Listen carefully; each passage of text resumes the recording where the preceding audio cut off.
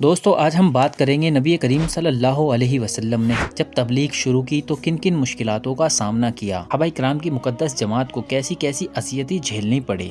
تو چلو بنا دیر کیے ویڈیو کو اسٹارٹ کرتے ہیں۔ نبی اکرم صلی اللہ علیہ وسلم کی عمر مبارک 40 سال 1 دن کی تھی۔ یہ ربیع الاول کا مہینہ تھا اور نزول قرآن کا آغاز ہو چکا تھا۔ 41ویں سال کے چھٹے مہینے سے زیادہ گزر جانے کے بعد حضرت جبریل علیہ السلام دوسری مرتبہ تشریف لائے اور حضور صلی اللہ علیہ وسلم سے مخاطب ہو کر فرمایا، اقرأ بسم ربک الذی خلق۔ اس وحی کے نزول کے بعد آپ صلی اللہ علیہ وسلم نے گھر پہنچ کر وحی کی تعلیم میں اللہ رب العزت کے نام کی تبلیغ کا آغاز کر دیا، جس کے نتیجے میں حضرت خدیجۃ الکبریٰ، حضرت علی، حضرت ابو بکر صدیق اور حضرت زید بن حارث رضی اللہ تعالیٰ عنہ فوری طور پر ایمان لے آئے۔ ان چاروں محترم ہستیوں میں حضرت خدیجۃ الکبریٰ رضی اللہ تعالیٰ عنہ آپ صلی اللہ علیہ وسلم کی بیوی اور حضرت علی رضی اللہ تعالیٰ عنہ چچازاد بھائی تھے۔ حضرت ابو بکر صدیق بچپن کے دوست اور حضرت زید بن حارث رضی اللہ عنہ خادم تھے۔ ان حضرات کے سامنے نبی اکرم صلی اللہ علیہ وسلم کی زندگی مبارک بالکل آئینے کی طرح صاف تھی۔ وہ جس شخصیت کو مسلسل 40 سال سے سچ بولتے دیکھا اور سنتے رہتے، ان کے بارے میں اس قسم کی بدگمانی کا تصور بھی نہیں کر سکتے تھے کہ وہ 41ویں سال میں کوئی غلط بات کر سکتے ہیں یا اللہ رب العزت پر بہتان تراشی کر سکتے ہیں۔ نبی اکرم صلی اللہ علیہ وسلم کی تبلیغ سے متاثر ہو کر سب سے پہلے مسلمان ہونے والوں میں حضرت خدیجہ، حضرت علی، حضرت ابو بکر اور حضرت زید بن حارث تھے، جن کے بعد حضرت بلال، پھر حضرت عمر بن حنسہ اور حضرت خالد بن سعید بن عاص نے اسلام قبول کیا۔ حضرت ابو بکر صدیق رضی اللہ تعالی عنہ کی تصدیق کا حضرت عثمان، حضرت عبد الرحمن بن عوف، حضرت زبیر اور بھی بہت سے حضرات دین اسلام میں داخل ہو گئے۔ اس تبلیغ کا اثر حضرت عمر رضی اللہ تعالیٰ عنہ کے بہنوئی حضرت عبداللہ بن مسعود پر پڑا۔ اسی طرح خواتین میں حضرت ابو بکر صدیق رضی اللہ تعالیٰ عنہ کی بیٹی حضرت اسماء، حضرت عمر رضی اللہ تعالیٰ عنہ کی بہن حضرت فاطمہ، حضور صلی اللہ علیہ وسلم کے چچا حضرت عباس، آپ صلی اللہ علیہ وسلم نے اسلام کے ان پروانوں کو نماز سکھائی اور اللہ تعالیٰ کے سوا کسی کی عبادت کرنے سے منع فرمایا۔ یہ سب حضرات پہاڑ کی ایک گھاٹی میں جا کر نماز ادا کرنے لگے۔ حضور صلی اللہ علیہ وسلم پہلے مسلسل 3 سال تک نہایتی خاموشی کے ساتھ صرف ایسے ہی لوگوں کو دعوت اسلام دیتے جو آپ صلی اللہ علیہ وسلم سے نہایت قریب رہتے تھے۔ اس کے بعد اللہ تعالیٰ کی طرف سے وحی پہنچی، یعنی اپنے رشتہ داروں کو اللہ کا خوف دلاؤ،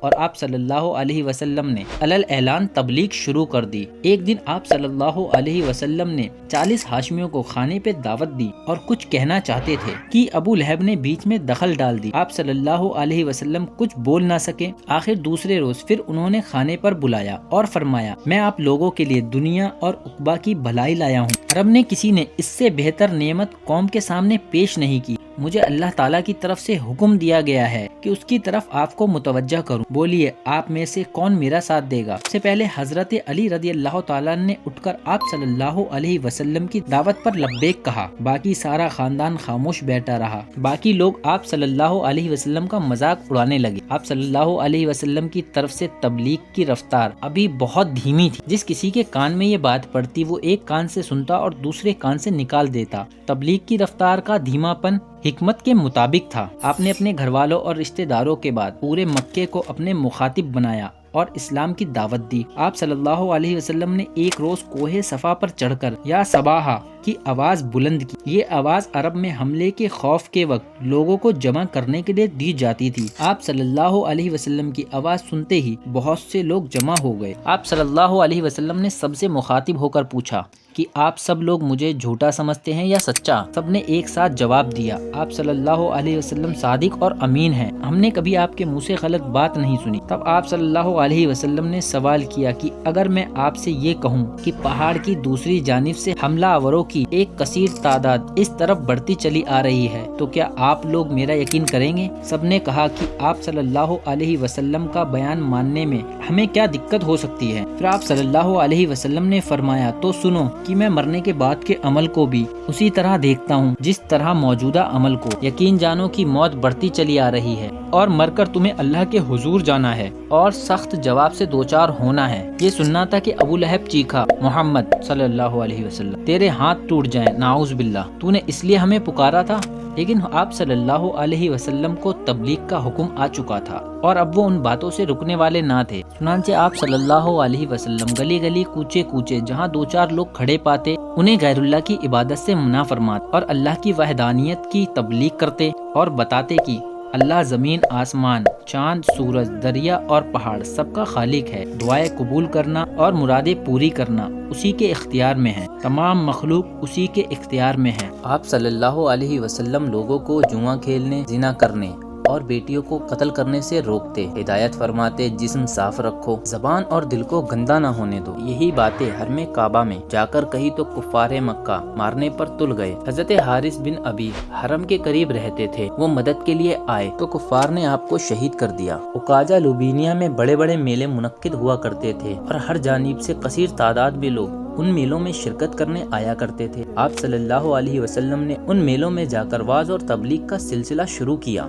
लोग अब तक इस्लाम की तहरीक से बेखबर थे और जो बाखबर भी थे वो उसे महज बच्चों का खेल समझते थे। हजरत अबू बकर सिद्दीक जब मुसलमान हुए तो उनके वालिद ने, जो खुद भी बाद में मुसलमान हो गए थे, कहा था कि बच्चों का खेल है, चंद दिनों में थक कर बैठ जाएंगे। इब्तिदा में सबका ऐसा ही ख्याल था, मगर जब ये तहरीक फूलती फलती नजर आई तो आप सल्लल्लाहु अलैहि वसल्लम ने तबलीग की रफ्तार को तेज कर दिया और जब खिलकत इसी तरह चीखने लगी तो कुफ्फारे मक्का को सोचना पड़ा कि इस तरीके का मुकाबला किया जाए। चुनांचे वो कहा करते थे, हम और उनकी बात माने जो उम्र में हमसे छोटे हैं, रुपए में कम है, हैसियत और कबीले का नहीं है। हमारे तरीके से बेहतर भला किसी का तरीका होगा। ये ऊंच नीच मिटाना चाहता है, कायदे और कानून बताते हैं और हमें पाबंद करना चाहते हैं। हमारी आदतें बदलने की फिक्र में है। जजा और सजा और कहाँ की नबूवत और कहाँ की रिसालत, हम इन किस्सों को नहीं मानते। उन्हें अपने मसलक की तबलीग करने दो। जिनके छोटे उनके कहने में आ गए हैं और जिनके गुलाम उनके साथ हो गए हैं वो उन्हें समझाए और ना माने तो सख्त से सख्त अजियत देकर ठीक करें। चुनांचे ऐसा ही किया गया। हजरत उस्मान रदी अल्लाह ताला अन जैसे इज्जत वाले शख्स को उनके चचा ने रस्सी में बांध कर पीटा। हजरत जुबैर बिन अव्वाम को उनका चचा चटाई में लपेट कर अंधाधुन मारता